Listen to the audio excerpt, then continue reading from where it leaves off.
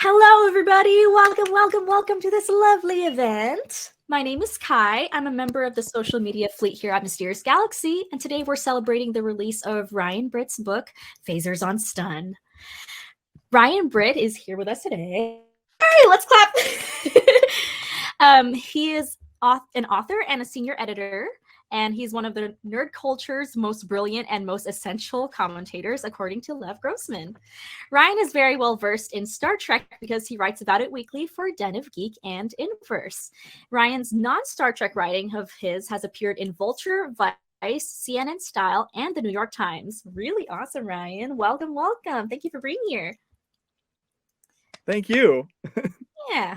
So in conversation with Ryan today is Chase Masterson. Chase is known to fans worldwide as Leeta on Star Trek Deep Space Nine and the title role in the Doctor Who Big Finish audio spinoff, VIENNA. She has guest starred on The Flash and has most recently recurred on CW's PANDORA. She's the founder and CEO of the Pop Culture Hero Coalition and has upcoming lead roles in several indie dramas as well as an ongoing in video game Star Trek Online. So lots of Star Trek things. That's super exciting. It's so happy to have you here, Chase. Thank you so much for having me. Hi, everybody, and congratulations, Ryan. Thank you. Yes. We wanted to extend a special thank you to Ryan and to Ryan for signing Phasers on Stun book plates, which are available through the Mysterious Galaxy website with a book. You can find a link for that in the shiny green box below that reads "Buy Phasers on Stun" and signed book plates here. And as always, this is a kind reminder that your purchase of books through Mysterious Galaxy helps us as an indie bookstore to keep doing wonderful events such as this. And Ryan will be doing a Q&A around a 30-minute mark, so be sure to submit all of your questions in the Ask a Question tab below. Without further ado, let's give a warm welcome to Ryan Britt and Chase Masterson. Have a great event, you guys. Yay for us. Thank you so much. It's wonderful to be here with you. I am a big fan of Ryan Britt and a big fan of Mysterious Galaxy. So thanks for everybody for being here and to Mysterious Galaxy for having us tonight. Ryan, this book is so exciting and so long awaited, and I'm so happy that it's out finally. Congratulations on it. And what led you to write Phasers on Stun? Thanks, Chase. It's fun to hang out with you again. I was I was working on this one for it seems like forever since I've known you. I feel like what the inspiration to write Phasers on Stun was I wanted to do another nonfiction book. I did a collection of essays called Luke Skywalker Can't Read, which is about a lot of different science fiction stuff, and it was kind of a fun, jaunty, mainstream essay collection for all sorts of science fiction fans. And I did an event at Mysterious Galaxy in person back in 2016 for that book. And I wanted to do another nonfiction book, but I wanted it to be about one thing. And I know a lot about Star Trek, and I had been doing a lot of journalism around the new shows since 2016, since we first kind of knew about the new shows. I'd been doing a lot of journalism. And, you know, when you write things online, they kind of are ephemeral and they don't stick around. And so I had done all these interviews with a lot of the casts and creatives from the new shows, and I thought I wanted to do something else with that. I also had read this wonderful book called Dreaming the Beatles by Rob Sheffield, who's this wonderful Rolling Stone critic. And it was like, why do we need another book about the Beatles? And yet this wonderful book by Rob Sheffield is one of my favorite nonfiction critics, just blew my mind of how fresh he was with a topic that people know a lot about. And I was like, I wish I could do that for Star Trek.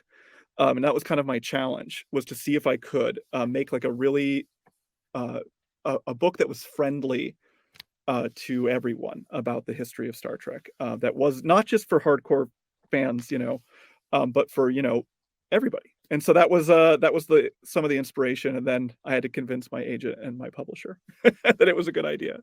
Fantastic. You always do have such a fresh voice and such insight, and knowing the series as you do, but also just your mind, the way it puts things together, and in a sense of playfulness and mischief, and also the real heart of the series. You really cover a lot of bases in your work, and that's part of what I love about it. So tell me more. What is this book about? What can fans expect? Right. So that's a good question. it is not an oral history, right? It's not just like a bunch of factoids. The idea is that what is so interesting about Star Trek is that it changes radically, right? Is that from iteration to iteration, it's really, really different. So that's the theme of the book, is that what sets it apart from so many other pop culture phenomena is that it is defined by these radical pivots, right? Yeah. You can't imagine a James Bond spinoff starring a bunch of characters who don't know James Bond living in a different city, but that was Deep Space Nine. You know what I mean? Yeah. That was your show. And that Yeah. has its own fandom inside of Star Trek fandom. So try to, you can't compare that to any other.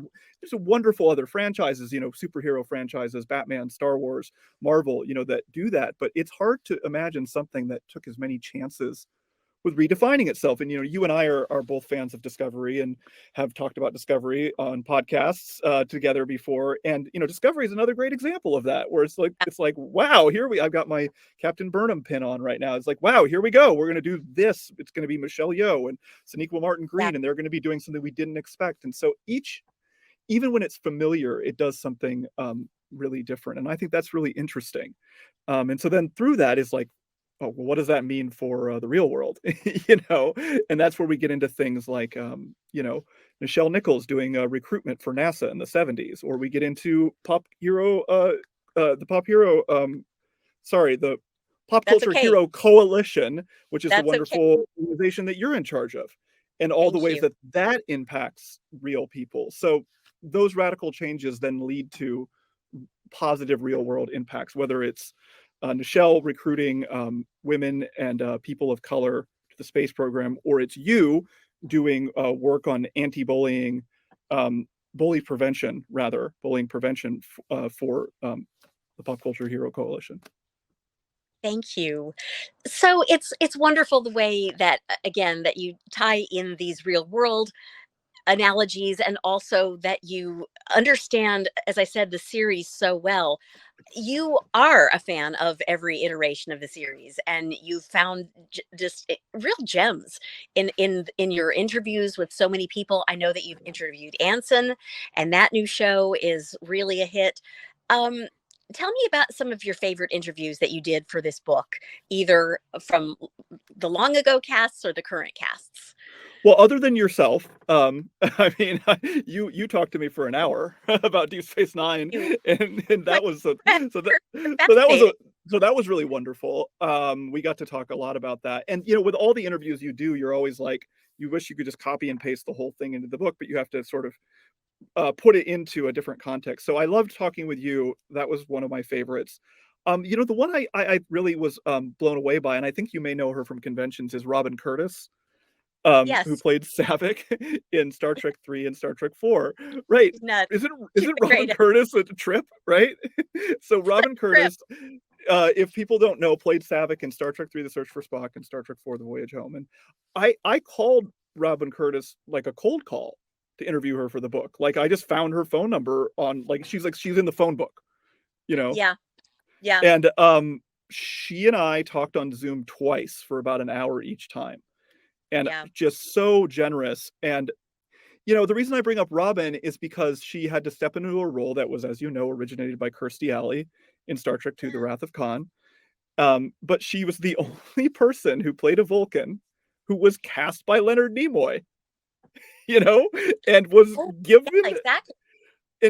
the keys to becoming a Vulcan from Leonard Nimoy. So Robin sent me all these wonderful candid photos. And there's one that's in the center of the book that's of her and Leonard at the launch party at Harve Bennett's house for look at these wonderful photos of her with Leonard.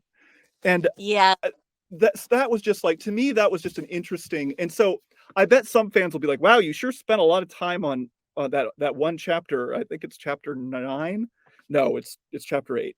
They're like, wow, I wrote about Saavik a lot. And I was like, I know, but I got all this great stuff from Robin Curtis. So that was one of them. And then from the newer shows, I've interviewed so many. Go ahead. Yeah. I'm sorry, I just want to jump in. And from Leonard, I mean, how often do we get new pictures of any of these guys, especially the old guys who are gone? It's tough to get new pictures. That was one that I really, and there's Polaroids from them from the Voyage Home messing around Oh, that that's Robin sent so me as well. So yeah, I mean, so yeah. yeah, just really, and I think that just because she was also like a female hero that kind of got sort of kicked to the curb after the voyage home was sort of like something that was like weird. They would never do that now. You know what I mean? They would never introduce like this big, huge hero who was sort of the successor to Spock, and then kind of not have her reoccur in other iterations. So, but yeah, you know, the people from the newer casts are really, really wonderful. And yeah, I talked to Anson. I think that I talked to Ethan during Discovery season 2, so I was able to get that into the book. So I was one of the Cool. first people that interviewed Ethan when he was appearing in Discovery season 2, and I remember Yeah. just being like, Okay. I would be like, it's really cool that you're Spock. And he was like, I know, man, I'm scared. He was so sweet. He's just such a sweetheart. So, but yeah, I mean, I could go on. There are plenty of wonderful, wonderful people. Jason Isaacs, I think, is the other one that Mhm. stands out. Just because Yeah. I've interviewed him a couple times, and he's just like, he always, as a journalist, sometimes you don't expect these people to remember you. And he's like, oh, Ryan Britt, how are you? Still think Luke That's Skywalker's illiterate, you know? You know? yeah. He's great.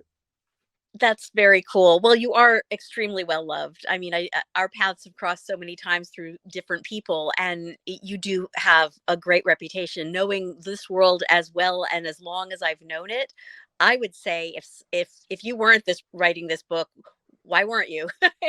It makes so much sense, and it's That's nice. wonderful that yeah, it's wonderful that you had the opportunity to interview these guys, from an insider's standpoint, because you do a lot of interviews, and people do know you and are willing to open up to you. And it's nice that you got them early on in the game, where it was still so fresh and exciting. And Yeah, uh, yeah, yeah. Well, no, the other one though yeah, is that I didn't mention was Kenneth Mitchell, which I'm wearing this Be Kind shirt that has Ken's signature on it. And you yeah, know, I've interviewed Ken like 4 times, and yeah, some of those interviews are in the back of the last chapter of the book, and those were some of the most meaningful to me because, for those who don't know, Kenneth Mitchell was diagnosed with ALS while filming Star Trek Discovery season 2, which he played the Klingon timekeeper. Um, and I interviewed him for that, and subsequent to that for season 3, and I did another profile on him for Fatherly, and for Sci-Fi Wire, and that's when he could still use his voice. And yeah, the next time I talked to Ken was over WhatsApp because he has a harder time speaking. And so Ken, the interviews I did with Ken, I'm a dad, I have a 5-year-old, Ken's got 2 kids. He told me about, I'm sure you know, about how Ethan Peck taught his son how to skateboard. yeah, I don't know if you know that story, and yeah, that they were yeah. calling him Tony Spock instead of Tony Hawk. And all that stuff is really touching, because it just really, I don't know, he's an interesting, where you think about Star Trek and the way it touches people's lives, and how he's a real life hero. Ken Mitchell. Really, yeah. And since he is not as able to do these extensive interviews anymore, I'm sure that's gold. I can't wait to read that. And actually, I didn't know that specifically about the skateboarding, but one thing I do know is how universally well loved Ken Mitchell has always been.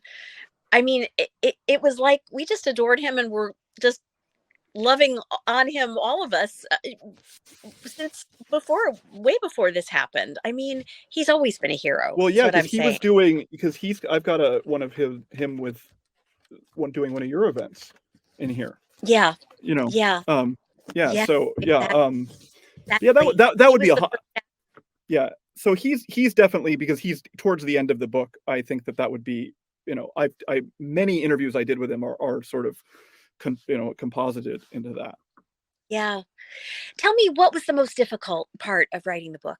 The most difficult part was condensing the history of Star Trek into one book. Another book that we should mention from our good friend Mark A. Altman, the Yeah. 50-year mission, written with Ed Gross, came out in 2016, was with Macmillan.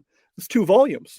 1 volume for the entire original series and all the first 6 movies, and another volume for Next Generation, your show Deep Space Nine, and Voyager, Enterprise, and through the JJ movies. And, you know, book came out in 2016, so it didn't cover any of the new shows because they weren't out yet, you know.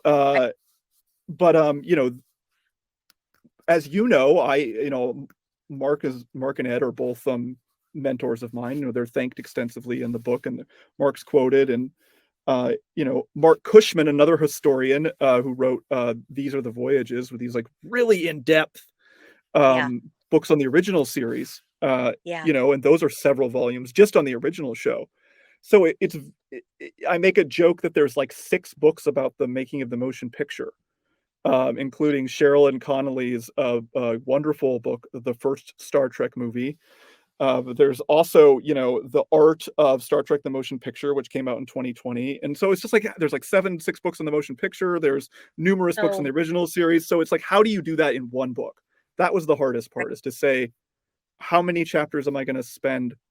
You know, and I'm already thinking about the paperback, Chase. You know, if I get to do a paperback revised edition, because then I was like, oh, maybe I'll do 2 chapters on Deep Space Nine and another chapter on Next Gen, because I just did 1 chapter on Next Gen and Deep Space Nine and 1 chapter on Voyager.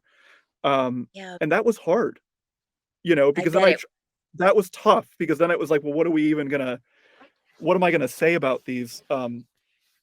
So that was tough to decide that.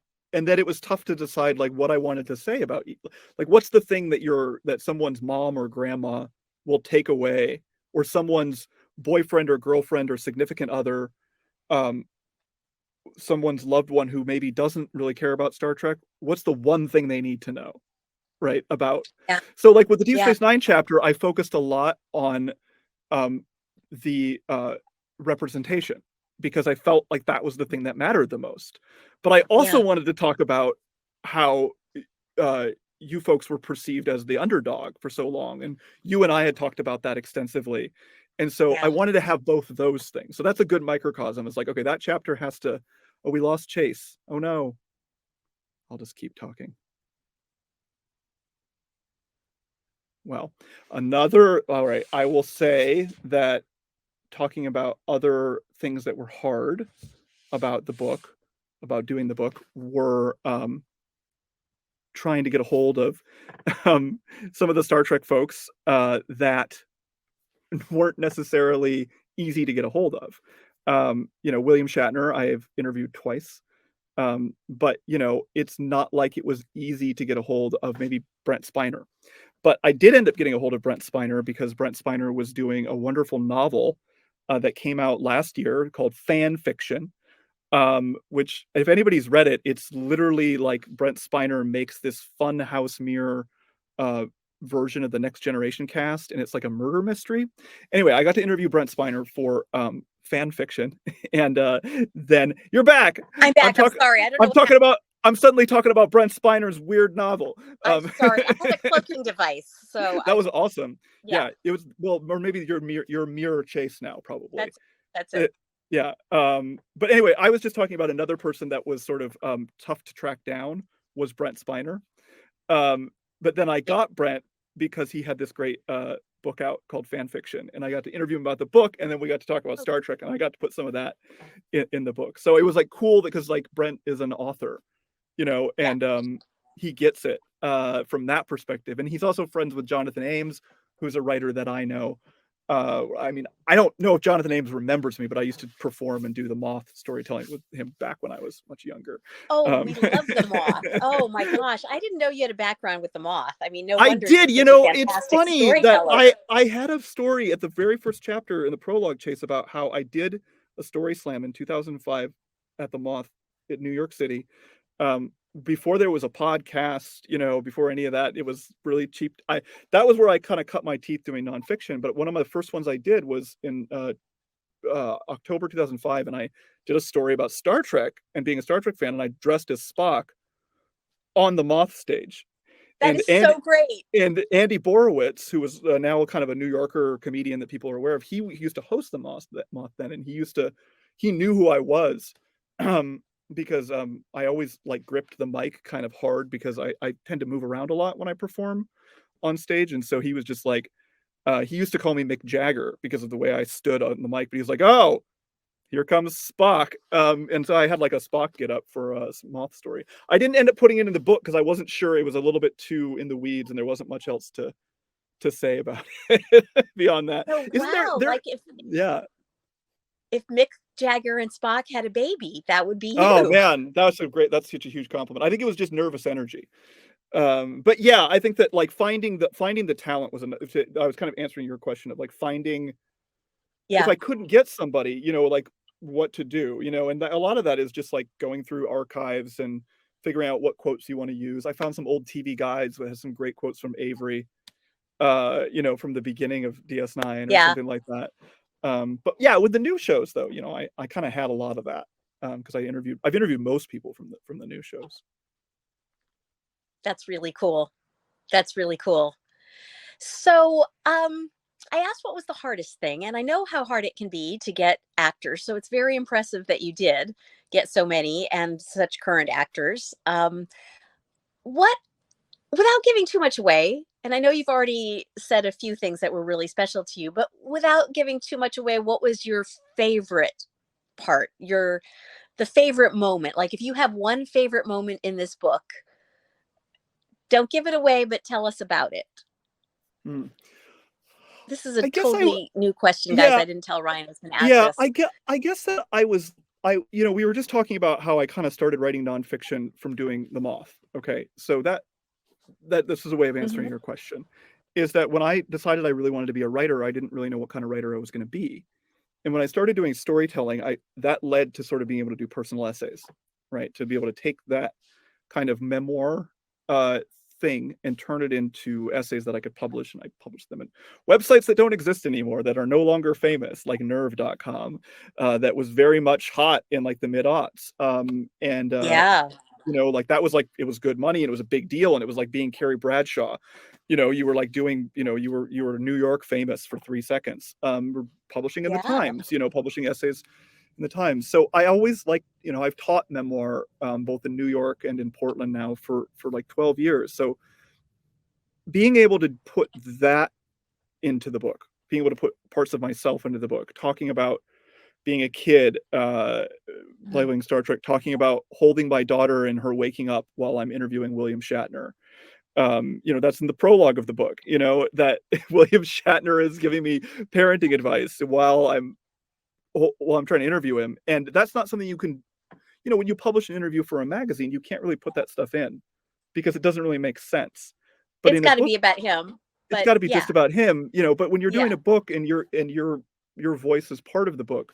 So I was happy about that because, so it's not like there's a bunch of that, but then I was able to talk a little bit about seeing Patrick Stewart on stage when I was a kid, at a Star Trek convention in Phoenix, Yeah. and then reading about it later in TV Guide and him being there and like I was there, so being able Right. to be a little bit, a teeny bit of a memoirist in the book was, I guess, my favorite part because it allowed me to Right.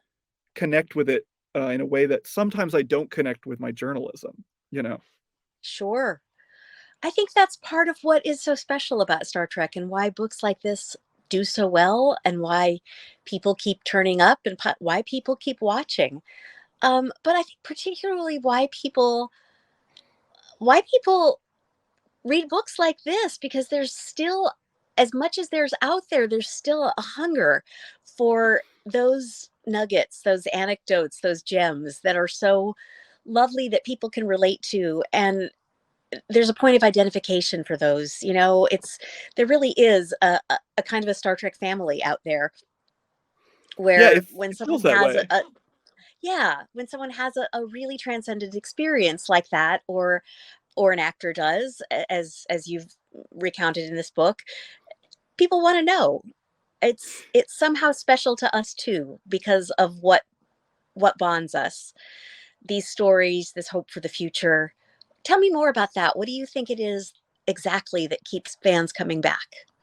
Well, I think it's definitely the optimism, you know what I mean? And I think there's a Yeah. quote that I have from Ethan Peck in the book where he says in the Discovery chapter where he says that he thinks that he's like, it's not a religious experience, but it's close, Yeah. and I think that there is something to that, and there's something, I remember when I interviewed Nicholas Meyer almost 11 years ago, the first time I interviewed Nicholas Meyer, and I should say, tomorrow being the anniversary of the Wrath of Khan, the 40th anniversary of Khan, we should mention Nicholas Meyer, who is one of the few people who read the book from cover to cover and gave me notes on it before we went out with it. Really? Yeah, That's a high he even compliment. he gave me a nice little blurb there too. But Nicholas Meyer, I did too, by the way, because you're fantastic. But well, Nick Meyer's you gave me a wonderful blurb as well. Well, thank you. But Nick, I mean to bring it up because he said something to me. I cold emailed Nick Meyer about 12 years ago for an essay I was writing about Sherlock Holmes. And I've just established this wonderful correspondence with him ever since, because he's just this extremely intelligent guy, and we both love Sherlock Holmes. But something he said to me 12 years ago that has stuck with me is that things like Sherlock Holmes and Star Trek are like a secular Bible, and that they give people like ways to sort of like understand life. And so I think that I'll sort of, thinking about what Ethan said about it being close to a religion, and thinking about what Nick said about it being a secular Bible, I think both of those things together are why people keep coming back to it, because it's very fun, and action adventure is very fun, but action adventure is even more fun if you're getting like something you can use in life. There was something in the first episode of Strange New Worlds that I loved, and there's a lot of big speeches that Anson gives as Captain Pike, and there's a lot of wonderful moments, but there's one really small thing in it where they're about to beam down to this planet that's sort of like, torn by war torn and having all this conflict, and they're in these alien disguises, and the transporter chief says, confirming no weapons, and Captain Pike goes, confirmed. And I just loved that. It just tickled me so much that they're going down into this very dangerous situation, and Captain Pike, it's action adventure, it's really exciting. They've got to rescue Rebecca Romaine, they got to rescue number one, and Captain Pike goes, confirmed, no weapons. I just loved that, because that's really lovely. And I think that's why we love it. Yes, because there's something in us that knows that that's the way the world should be. That that we can stick by our values, our credos, our understandings of what's right, and in this case it's no violence at any cost, and those are wonderful moments. Oh my goodness, this is so exciting. I've got time, I think, for one more question before we take questions from the audience. And I guess that would be, if you were to predict what would people's favorite parts of the book be, what without giving away too much again, what would you say? I mean, what do you think is the real cherry here, the real nugget? Well, I had really thought, just to mention, I'd really thought about doing a book about the Wrath of Khan exclusively, because I thought that it was an interesting thing to do a big book about. But then I was kind of like, it's tough, because then I feel like you're not getting enough of why Star Trek is great, even though it's a great film. But the chapter that's called Killing Spock, which is about the Wrath of Khan, is one of the longer chapters in the book. And so I think people might enjoy that, because I got to talk to a lot of folks. I got a call from Robert Salen, who was a producer on the Wrath of Khan, unrelated to him knowing I was writing a book about Star Trek. He had read one of my articles on Inverse and was just like, I'd like to talk to you, because I think that you have a good perspective on this. And I was like, oh, whoa, I have you, Mr. Salen. I'm writing a book about Star Trek. He was really great. He's a really wonderful person. And so I got some insight from him, got some good insight from Nick. I got some good insight from Walter Koenig, who also encouraged me to keep the book as Phasers on Stun, because it was a message of nonviolence. So that's a great point. And that was I had talked to Walter right after the January 6th riots, and that was we were both very sad, and he had a lot of smart things to say. So the Wrath of Khan chapter, I think, might be one that people enjoy, but I think that, I don't know, it's tough, because I'm really proud of chapter 4, which is called The Trouble with Trekkies, because it's all about the women that made the conventions in the 70s, and that was fun to research and talk to some of those folks. Definitely. Yeah. But That's good stuff. I also think that, you know, one of the later chapters is called The Pride of Starfleet, which is about LGBTQ plus queer representation in the franchise and how that took too long. And that was a really painful chapter to research, but I was aided by some really great folks.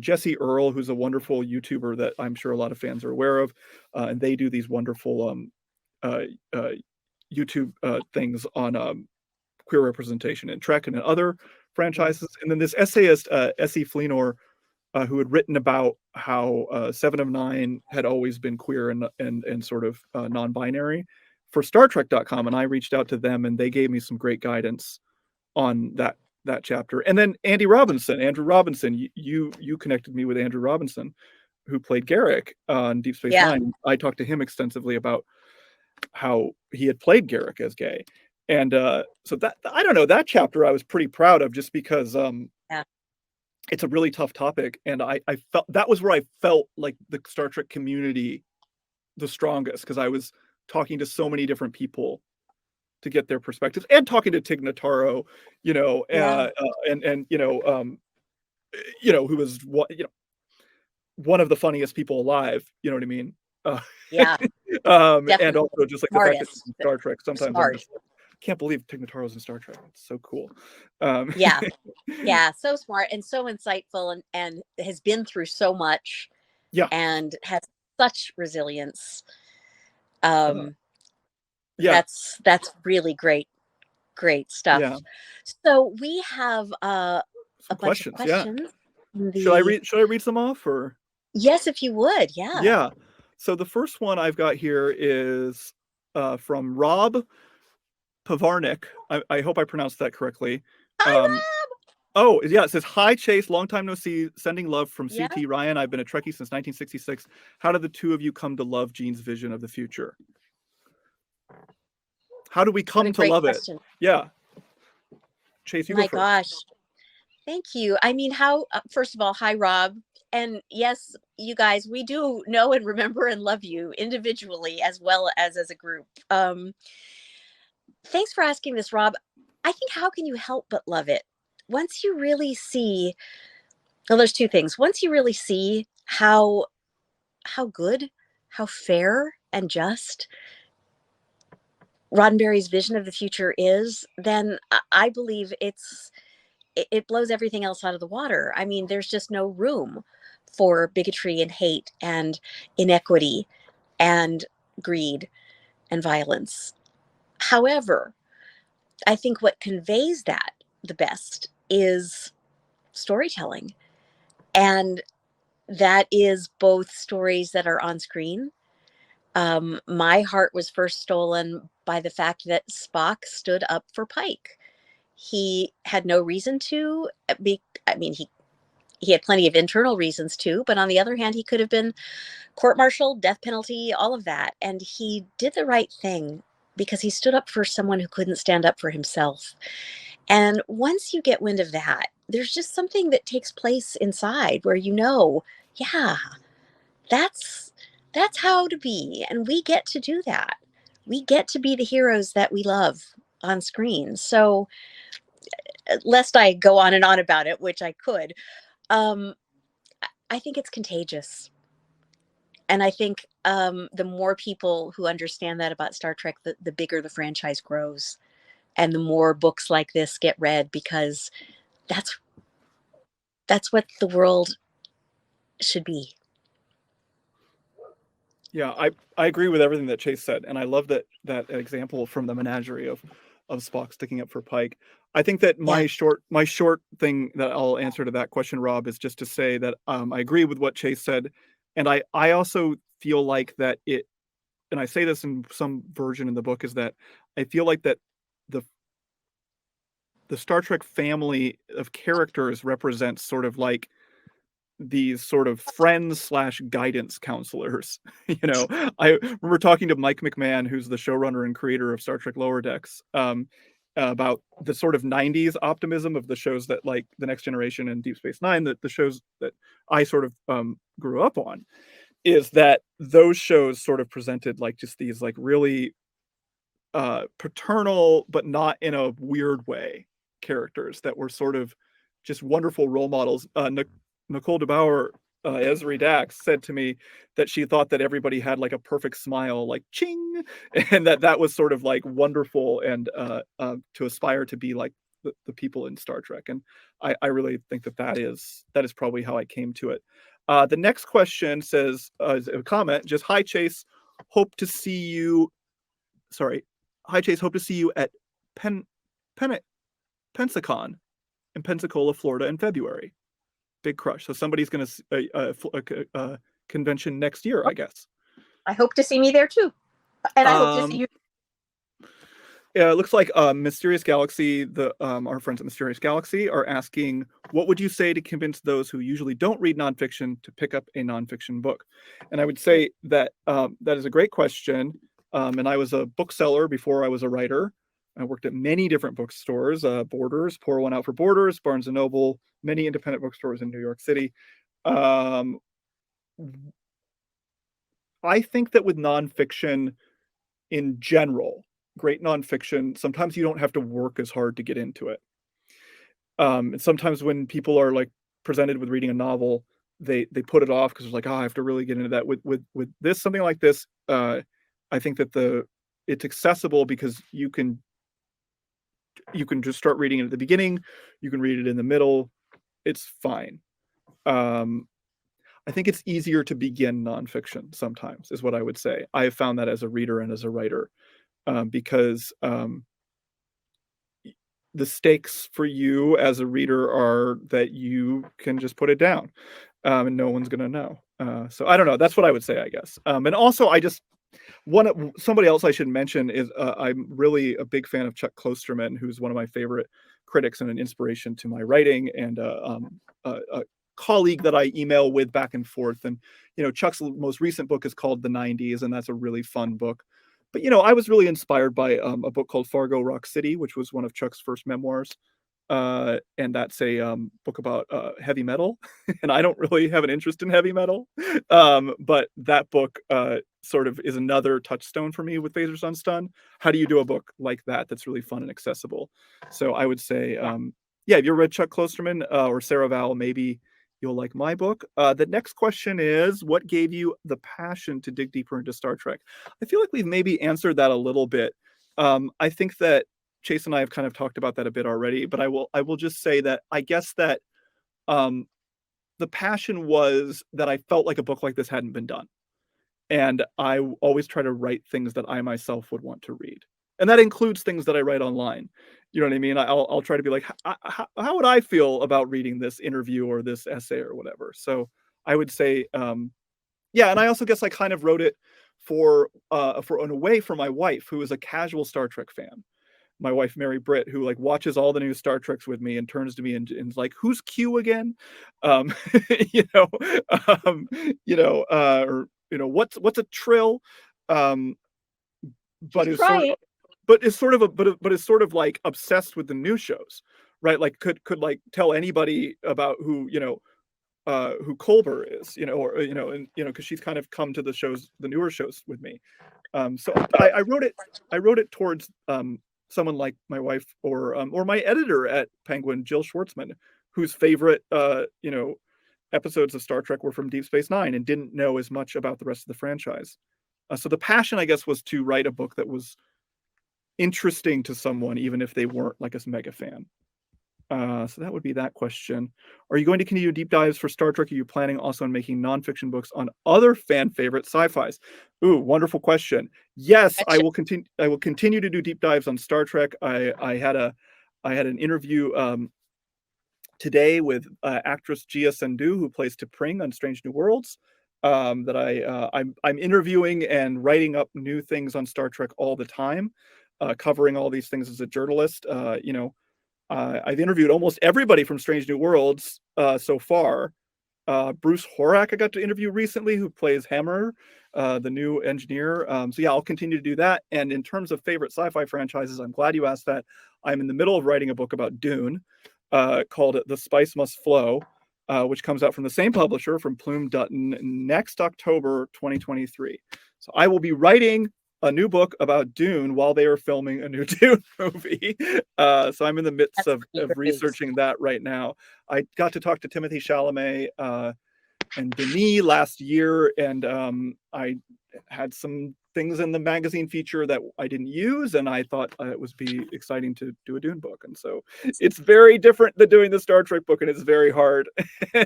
So wish me luck. I would love to know a typical day for you and your team when it comes to creating and formatting this book. Your team dynamic, who does what? I assume by team you mean like people at Penguin Random House. I would say that the team really until the end just consists of you and your editor, right? So it doesn't become a team until it's out of that phase. So it's a very intimate relationship between you and your editor, and like sort of letting them know how far along you are in the process. Generally speaking, I'd be sending about 3 to 4 chapters every month to my editor at Plume Dutton, which is Penguin Random House, and she would then sort of give me notes and then say, let's pump the brakes on this. This doesn't make sense to me, or this is fine. We'll circle back to this. Or, in some cases it was like, this doesn't work, but let's just have you go forward and we'll fix it later. And then in terms of the production of the book itself, all of that stuff is super just logistics. It's like, can we get rights to these photos for the insert? Making sure that all the sources that weren't from interviews I did are credited correctly in the back of the book. There's fact checkers. There's fact checkers that are internal at Penguin Random House, and then there's people like to use the term sensitivity readers. I think that we decided to use the term authenticity readers.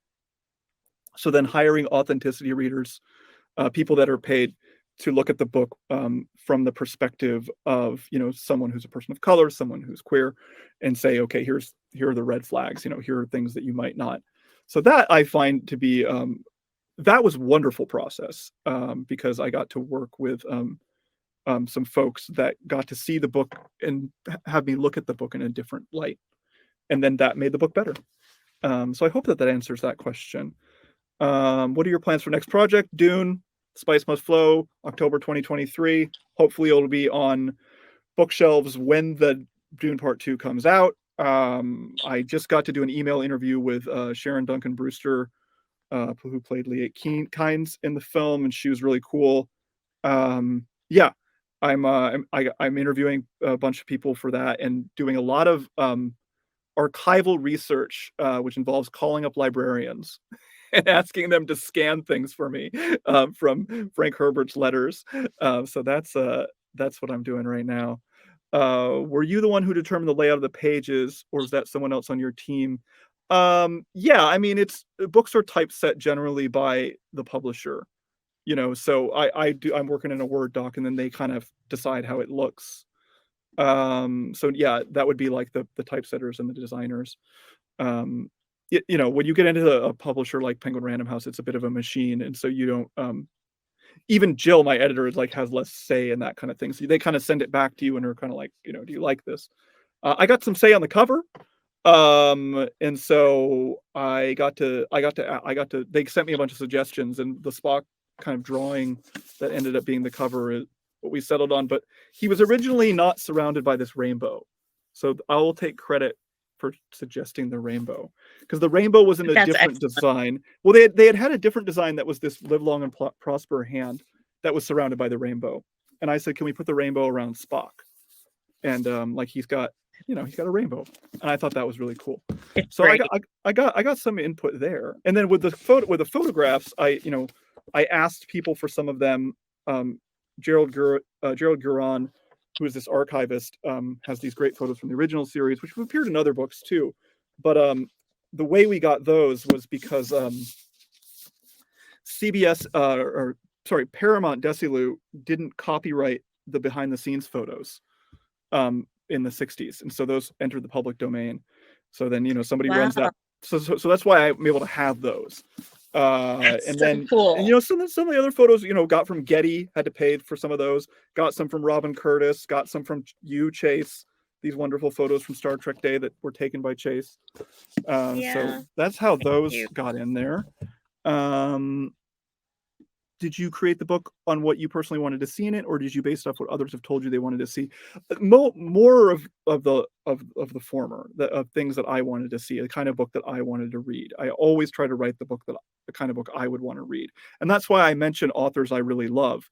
I mentioned Sarah Vowell before. Sarah Vowell is this wonderful writer who wrote all these like books about history, like Assassination Vacation. The book's like 15 years old now, but it's like amazing, and it's one of my favorite books. It's about Sarah Vowell on a road trip to sort of like figure out the first 3 presidential assassinations. So I think about like those books, those kinds of nonfiction books that I just absolutely love, that I just can't put down. That's when I really was starting to become a nonfiction writer. And so, yeah, I always try to write books that way. And in terms of what others have told me they wanted to see, that's when you talk about like feedback from editors and agents. Like my agent, Christopher, will sometimes be like, I'd like to see this. So then sometimes you do take those notes. If you could interview one Star Trek member who passed, who would it be and why? Ooh, that would be telling on who passed. I don't know. I will say I didn't get a chance to interview Marina Sirtis, but I did find some wonderful quotes from Marina Sirtis that I used in the book that were on DVD commentary that were like long forgotten. And they were really, really insightful. And some stuff that Marina Sirtis said about the way that the casts worked together on those shows, on the shows in your era, Chase. Oh, passed away. Oh, someone who passed away. Oh, well, obviously Leonard Nimoy. I would have loved to interview Leonard Nimoy while he was alive. I was, writing about science fiction before he passed away, but I didn't get a chance to interview him. So that would be one for sure. Yeah, I mean, I got a few interviews with people in the book that have passed away. Dorothy Fontana is somebody I interviewed while she was alive, as well as Harlan Ellison. I mean, I guess the answer to this question is Gene Roddenberry, frankly. I mean, like, I interviewed Roddenberry a couple times, and I like Rod a lot. He's great. I interviewed Rod recently and did an As Told To about his mom and about Majel. And so I would have loved to interview Majel as well. And Rod told me all these amazing things about how she loved horror movies and used to take him to horror movies. And I was like, nobody knows this about her. No, Nobody knows this about Majel Barrett. This was like a couple months ago. I talked to Rod Roddenberry about this, and I thought that was amazing. So yeah, I think that I would have liked to interview Gene Roddenberry. I think that it would have been, but I would have wanted to time travel maybe and do it like in like 86 or something, like right when he's like making The Next Generation. That one I think would have been amazing. Or Renee, now. I would have liked to interview Renee, who worked with you, Aaron, all of those Deep Space Nine guys that we've lost. I think I would have liked to talk to them. Those guys, I think. I mean, I don't know. I hope that answers that question. And then what aspect of your book? What is an aspect of your book that you wish people would ask you about more? Well, I think it would be the new shows. I just did a bunch of radio interviews 2 days ago, and I found that we talked a lot about the original series and the radio shows. So there are 4 chapters on the new shows, and at the end, that's, a good big chunk of the book on the new shows.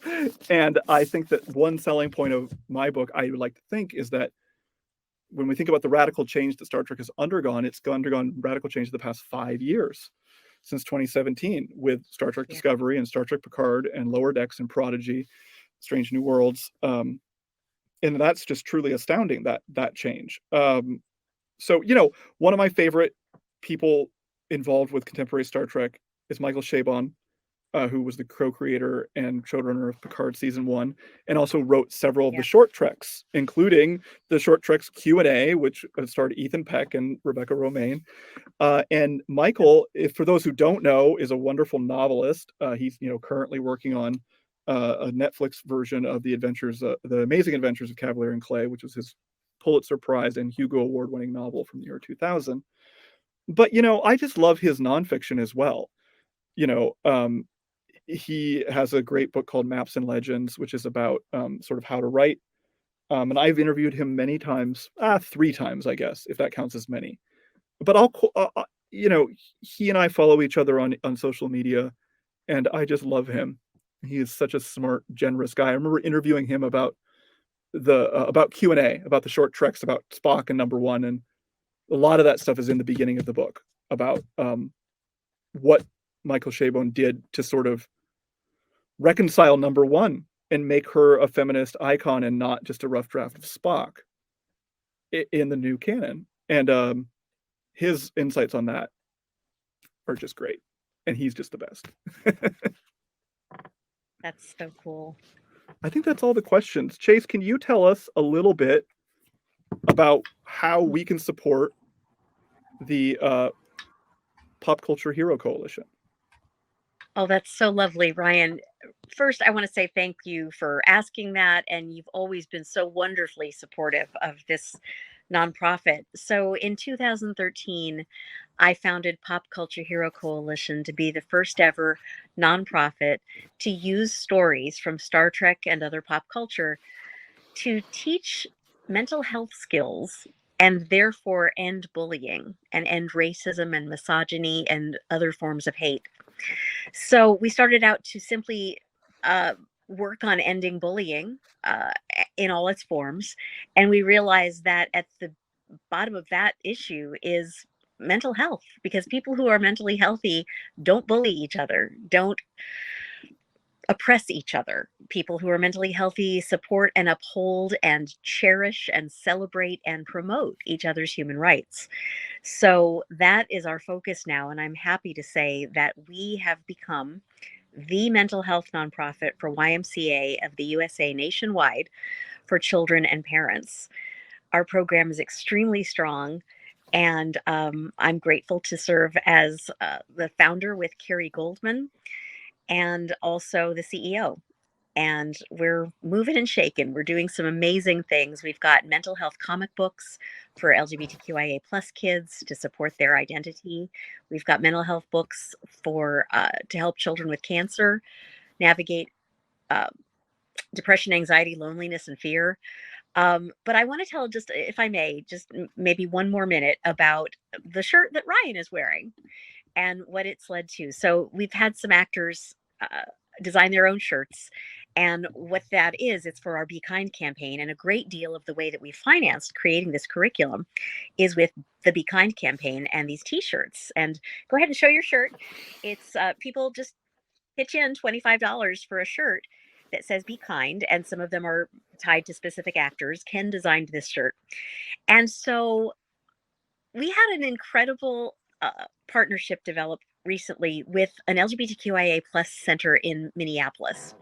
And we had a Zoom, and the woman is wearing this shirt, the Ken shirt. And I said, how did you find out about us? And she said, I saw your shirt online. And it turns out she is a Star Trek fan. But out of that moment that she saw his shirt, he was so lovely and posted it.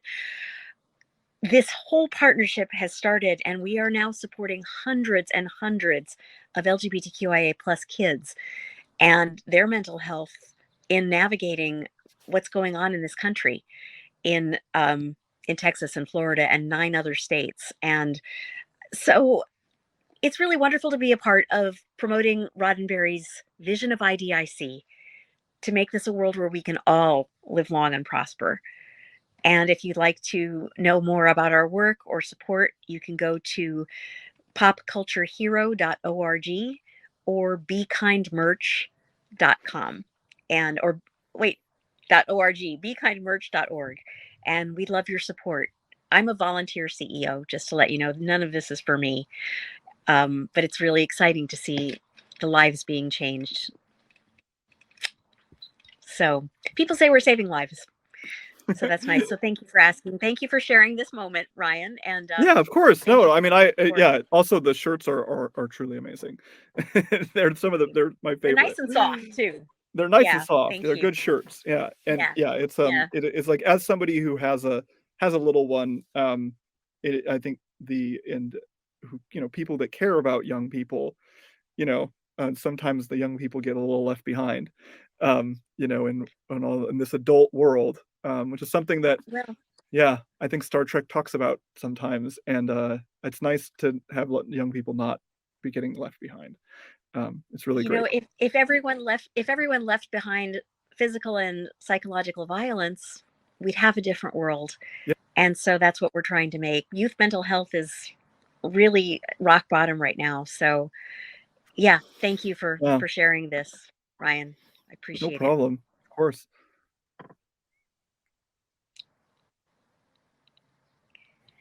Are we All right, can back? you hear me now? Are we? Yeah. Hi. Okay. Hello. Awesome. What a beautiful way to end an event, you guys. That was so touching. Thank you for doing that. No problem.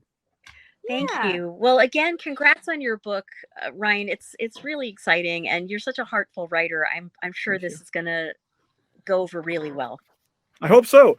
Yeah, and hopefully I'll see you this year Yeah. some one of these conventions. Back at Hopefully. you. Yeah, I'd love Yeah. to do this again Hang somewhere. out. Yeah. Yes, Cool. thank you, Ryan and Chase, for doing this for us. We couldn't have done it without you, and I loved hearing the two of you nerd out about Star Trek. It was the greatest thing. Yes. Before we go, where can we Thank find you you. all on social media? Sure. Twitter's the easiest for me. It's just Ryan C. Britt, at Ryan C. Britt on Twitter, and then I'm just Ryan.Britt on Instagram. Awesome. And Yay. what about you, Chase? I am at Chase Masterson on Twitter and Facebook, and it's Chase Masterson on Instagram. And the coalition is at Superhero IRL across the board. At Superhero IRL. Awesome. Thank you both for sharing that. And thank you both also for doing this amazing event with us. Remember, everyone, the audience, to buy the book and the signed book plates in that little green box below, because it sounds so heckin' cool. So if you want to nerd out with us, go ahead and buy the book. Yeah. And you get a signed book plate with it. So make sure to add that to your cart. And thank you both for doing this again. Thank you, and Mysterious Galaxy. Thank you, Kai. yeah. Gotcha, Yeah. guys. All right. See you next have time. a good time. And Dave. All right. Have a good night, everybody. Good night. Bye. Congrats, Ryan. Bye. Great stuff. Bye.